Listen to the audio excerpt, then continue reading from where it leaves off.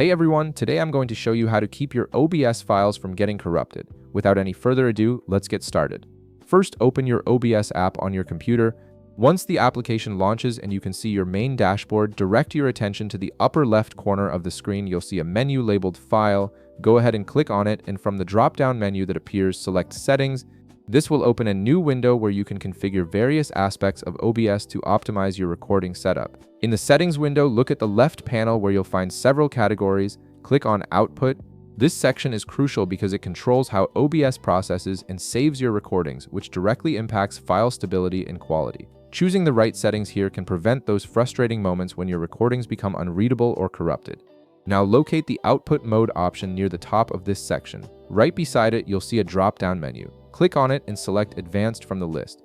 Switching to Advanced mode gives you access to more detailed settings that aren't available in the simple mode, allowing you to fine-tune exactly how your recordings are saved. Next, at the top of the Output settings, you'll notice several tabs. Click on the Recording tab.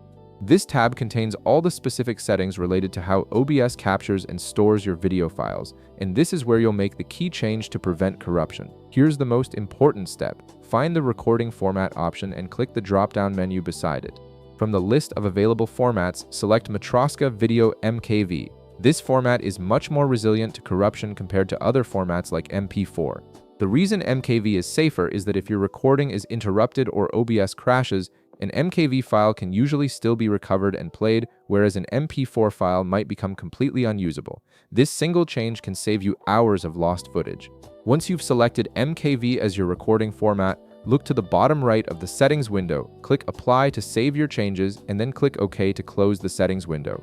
Your new recording format is now active, and all future recordings will use the more stable MKV format, significantly reducing your risk of file corruption. And that's it. You've successfully configured OBS to use a more reliable recording format that will protect your content from corruption.